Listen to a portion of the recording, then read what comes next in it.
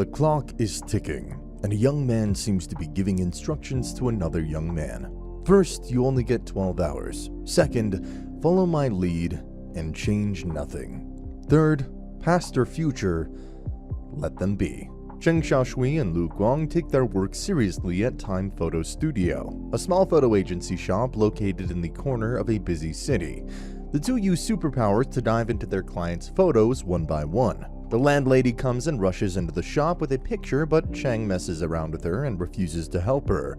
Lu Guang, a serious-looking guy on the other hand, offers help. The landlady, Kiao Ling, tells Lu that a client wants him to get core financial data on a company named Vicky Games to expose its fraudulent activities. They've got exactly 2 days. The only problem is, this data is supervised by the CEO of the company only, who never leaves his system. His assistant, Emma, is the only person who has a shot to see the data. The landlady shows Lu Emma's most recent picture taken the day before yesterday. If this doesn't work, she asks him to go back to the last week since the financial data may not be up to date. Lu takes a look and says they've got only one chance. So Cheng Xiaoshi enters the photograph in Emma's body. Cheng is sexually assaulted by Emma's employer at Vicky Games before returning home. Lu Guang and Cheng have a conversation while resting in their individual beds, and Lu Guang warns Cheng to be cautious and avoid doing anything that would alter the timeline. Cheng ignores this advice and sends Emma's supervisor a text message. The next morning, Cheng makes a deliberate error that causes Emma to be treated unfairly and ultimately fired. He eventually feels bad about it and struggles with it deeply. Despite this, Cheng lets himself get spanked as Emma, allowing him to see the knowledge he seeks. In the present, a depressed Emma enters her room and discovers the note she wrote to her parents, prompting a scenario in which Emma and her parents prepare to board a train to see each other. A man offers Emma a ride to the station while Cheng mulls over the consequences of his actions. While Cheng is distracted by Kiao, Lu Guang checks his phone and discovers that Emma has died. It's a new day and a new task. The mission of this task is to get a special seasoning recipe. The people in the picture, Lu Jie and Lin Zhen, used to run a food chain together. One was responsible for the management while the other was responsible for the kitchen. They had been partners for 10 years, but Lin Zhen had kept the famous soup recipe to herself. Yu believes that her partner betrayed her and started her own business with that secret recipe. Now, to get back at her, she plans to obtain the recipe. Cheng, while looking at the pictures, wonders why Yu and Lin broke their friendship of many years, and asks Lu if they'll break up too if they disagree on something. The two mess around and then get back to the job. Cheng goes into the picture as Yu and tries to look for clues in the past pictures taken by the ladies, but fails to find any clues. After a tiring day of serving customers, Lin decides to make noodles for the two of them. This is Cheng's chance to learn about the secret recipe, but someone knocks at the door and yet again he has to attend to it since it's a rule not to change anything in the past. After several fruitless attempts to find the secret recipe, Cheng realizes that the case for Yu and Lin's breakup was a difference in ideology about how to run the noodle store. Yu wanted to expand whilst Lin wanted to open a little noodle shop. After piecing the clues together, Cheng also discovers the secret ingredient, which was a fragrant flower from Yu's birthplace. Yu used to make the noodles in the girls' dorm room using this ingredient. Once Yu, from the present, learns about the truth, she sets out to meet Lin to mend their friendship, and the episode ends with the two smiling and hugging. Pretty wholesome. A body of a woman was found in the river in September. Initially, it appeared to be a suicide case, but the police found some new clues. This could be a case of homicide. The police warn all female citizens to be watchful and protect themselves. Kiao is hearing this all on the radio while she's on her morning run. Suddenly, a man tries to approach her, but Lu Guang intercepts. Turns out this man is Chen Jiao, an architect, who heard about Cheng Xiaoshi and Lu Guang's abilities and seeks them out to make amends for his regrets from his last basketball game. Chen Xiao is a bench player on a school basketball team and a photographer at the school newspaper. The photo given to them is the photo before the last game. It was the day when Chen lost the game and the love of his life had a fight with his mom. All he wants to do is have a few words with them and redeem himself. Cheng wonders if talking to the people will change the past, but Lu says everything will be fine. During the game, Cheng serves as both a backup player and a photographer, until an untimely flash allows the opponent to get away with intentionally hurting the team's best player. Cheng is brought in as a substitute and he immediately takes over the situation and even plays well. Cheng Xiaoshi's actions, however, may end up changing the past and altering the future, which Lu Guang warns Cheng of on several occasions, particularly when it comes to changing the game's outcome. A player from the opponent team messes with Cheng and breaks his glasses. The coach calls out his behavior, after which the rival player apologizes. Cheng cashes the opportunity and signals his teammate to toss the ball, and he makes a three-pointer. Lu asks him to stop and end it, but he keeps playing, which changes the game's outcome. Lu Guang explains to him that the world in the picture represents the past. Anything you change can wrap the space and time and rewrite the future, but there is an exception. At some point in time, there is an important node. Even if you accidentally change all the previous course, but if there's no change in the result of what happened at that frame, then nothing changes. However, if the important node event is changed, then all the past after that can be rewritten. After the game is over, Cheng continues the task of delivering the messages. Everyone is amazed at Cheng's last shot, which allowed the team to win. Cheng suddenly starts having flashbacks of what really happened at the game. Turns out Cheng Xiao's camera flash distracted one of the players. He got hit by the opponent and fell to the ground, which gave the rival team a chance to score the goal and win the game. Cheng wonders if he has changed the past by altering one important node, which is the game's outcome. He tries reaching out to Lu Guang for reassurance. Lu Guang tells that Cheng has rewritten the node of the last event, but the final outcome hasn't changed. The gym's coach tells Cheng the leaders have decided to take the basketball court down and rebuild even if the team wins. Cheng delivers the client's message to the captain. The two meet the captain's sister, and the three of them travel back to their homes together. After that, Cheng takes the sister on a walk and delivers the second message. After returning home and resolving a quarrel with Cheng Xiao's mother, he delivers the final message. Cheng quickly discovers that this operation is aimed at an unforgivable memory, an earthquake that will kill Chen's friends and family. Lu Guang warns Chen that whatever he does, he can't change the past, and that Chen's friends and family are already dead. And if he does try to change anything, this could affect their present life. Lu Guang asks Cheng not to tell anyone about the upcoming earthquake that's about to hit them, as this can cause massive chaos. Cheng Xiaoshi rushes to the captain's house and asks him to leave with his family immediately and leave the town. The captain assumes he's talking about the game after the hearing, which Cheng tells him about the school's plan for demolishing the gym. This sparks the captain's rage and he asks Cheng Xiaoshi to leave. After this, he reveals that an earthquake will hit the town at 8:30 p.m., but this information does more harm than helping them. Nobody's really worried about the earthquake, they're arguing with each other instead. Old ladies from the neighbors ask Cheng Xiaoshi where did he hear the news about the earthquake. He panics and he said he read it in a magazine. Everyone laughs and Cheng flees from the place and cries in anguish. He requests Lu Guang if he can save Chen's mother. Lu Guang agrees and asks him to follow his directions. Lu Guang tells Cheng his action will make the past even more unpredictable. Cheng Xiaoshi rushes to the mother's house and tells her there's a rumor in town about an earthquake and asks her to pack. The agreement Lu Guang made with Cheng wasn't really genuine. He recalls that the mountain collapse buried half the town and that Chen was saved because he was sitting in the dining room. Cheng Xiaoshi and the mother hide under the table and wait for the earthquake to happen. Chen's mom says she forgot something and decides to move away from the table. Cheng asks her to stay while he gets the stuff. The clock hits 8:30 and the earthquake shakes the town and destroys everything and everyone. Unconscious, Chen wakes up and asks Chen Xiao's mom if she's fine. She's severely injured. Lu Guang suggests Cheng to exit if it's too hard for him. Meanwhile, Chen Xiao's mom tries to comfort him and tells him to go after his dreams and sings him the song she used to sing when Chen Xiao was young. After returning to the present, Cheng realizes that Lu Guang anticipated this and punches him in the face, then falls down to his knees and cries his heart out. Chen Xiao visits the photo shop and asks if he can develop some photos from his old camera. This old camera was the item that Chen Xiao's mother wanted to grab at the time they were hiding under the table from the earthquake. Cheng Xiaoshi and Lu Guang inform Qiao Ling that they will be taking a break from photographing. A police officer arrives and inquires about the mystical business in progress. A husband and wife running a cafe end up losing their son on a busy day at the cafe. Cheng Xiaoshi and Lu Guang still aren't ready to start working again.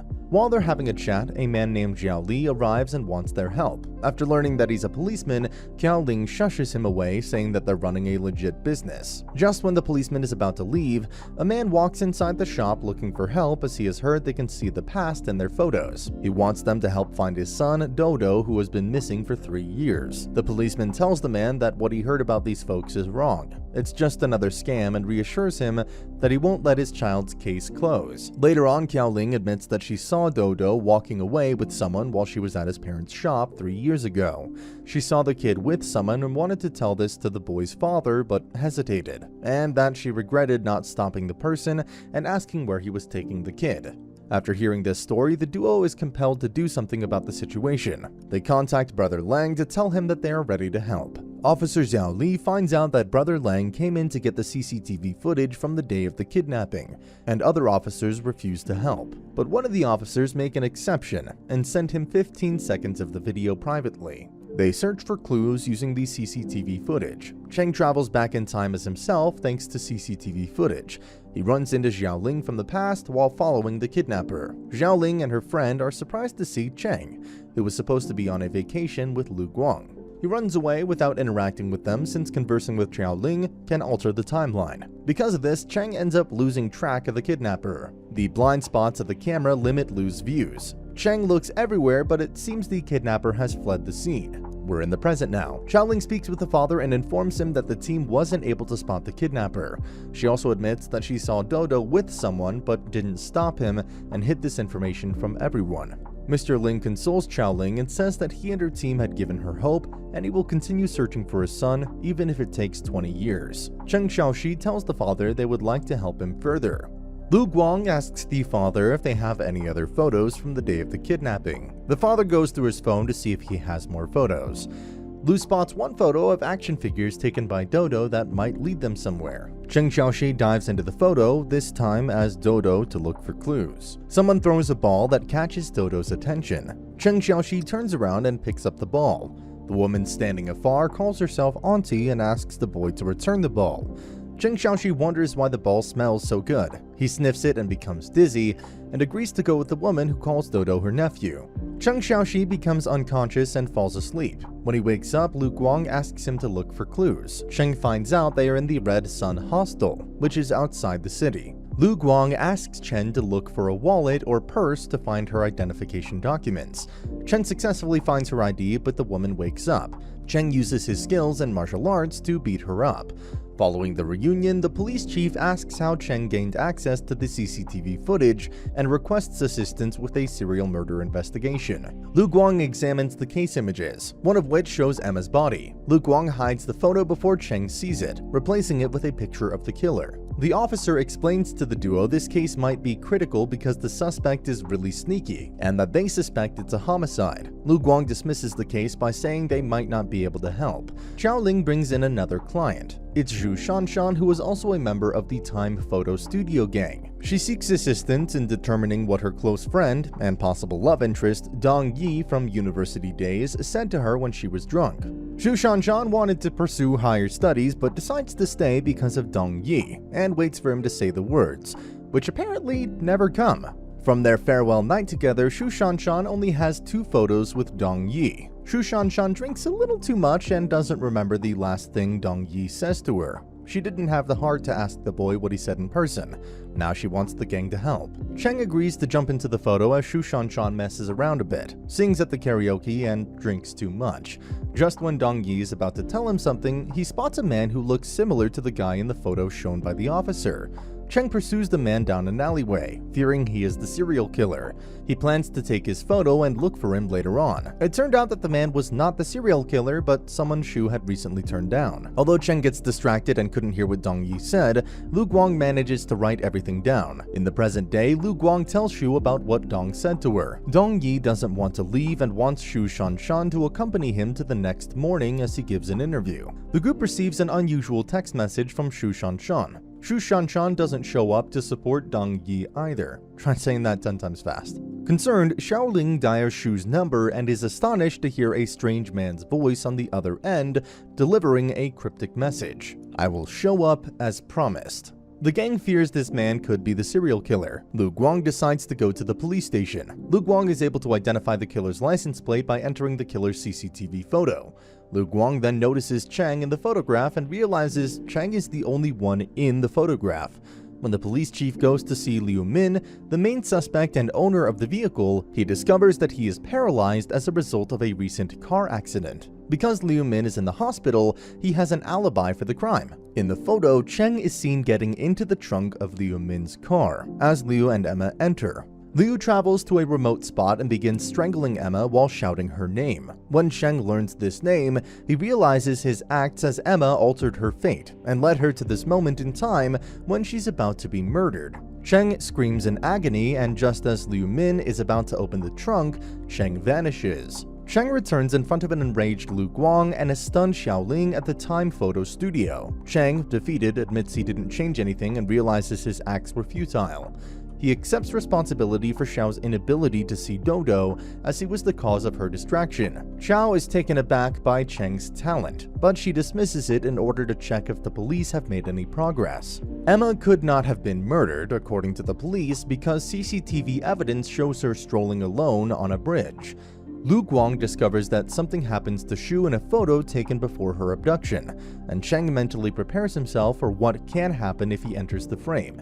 In the meantime, Dong Li awaits Xu's arrival for the interview. Cheng visits the Time Photo studio and has dialogues with himself and his friends, learning some of their true feelings about him, both favorable and bad. The backstory of the gang's friendship is revealed as the fight between Xu and the attacker approaches. In the present, the same assailant enters the Time Photo studio at night. Cheng intervenes to prevent the killer from killing Xu, while Lu Guang rushes to the development room and locks the killer inside. Cheng strikes a deal with the killer in the photo, then returns to the present, where he meets up with the killer in the development room. The attacker who came to the studio was part of Cheng's plan. Cheng planned to face the killer and offer him a deal by giving him a hint the next morning in exchange for Xu's protection. Lu Guang is on board with the strategy. The attacker accepts the deal, and in the present, he is confined in the development room with Cheng. Cheng enters images of the attacker's victims while the two struggle. It was Liu Min who was behind all this. He is captured by the authorities. Authorities examine Liu Min. Liu Min speaks about his buddy who carried out the murder. Cheng requests Emma's CCTV footage and uses it to try to save her. Following Cheng's near-fatal discovery in Liu's trunk, Liu was convinced he had killed Emma and went to the hospital. Emma regains consciousness and, while in a coma, causes Liu's car to crash. Emma makes it out alive and tries to text her parents, who are waiting for her to return home, and discover her phone is damaged. Cheng talks Emma out of jumping over the bridge. He introduces himself and tells Emma about his ability to visit the past through photos. Crying, Emma asks if Cheng can help her start over. She recalls her past and remembers how Xu tricked her into helping Liu Min steal money from her father's company. The authorities get confused about Liu Min's statement. The doctors say he has sound mental health. He doesn't have schizophrenia or multiple personalities disorder. They also wonder how he went to the studio if he's paralyzed. Meanwhile, drunk Liu Min calls someone out, asking him to help. As Xiao arrives with apples and a knife, Lu Guang wonders how it's possible to stop death since it's an important node. Suddenly, Emma's eyes turn red as she says, "I didn't realize there was a witness," and falls off the bridge. Lu Guang quickly realizes that Liu Min is just a puppet, and the real culprit is someone else. Liu Min's eyes turn red and he can suddenly walk again. Xiaoling's eyes do the same thing in the present. She ends up stabbing Lu Guang. It doesn't take long for Cheng and Lu Guang to realize that someone else has the ability to possess spirits. Cheng returns to the present and finds Lu Guang bleeding. The possessed Xiao mocks Cheng and says this is your punishment for breaking the rules of the game. Now the game has been reset. And that's the end of the video. As always, if you liked what you saw, subscribe to the channel. I'll be uploading a lot of videos just like this, so I'll see you at the next one.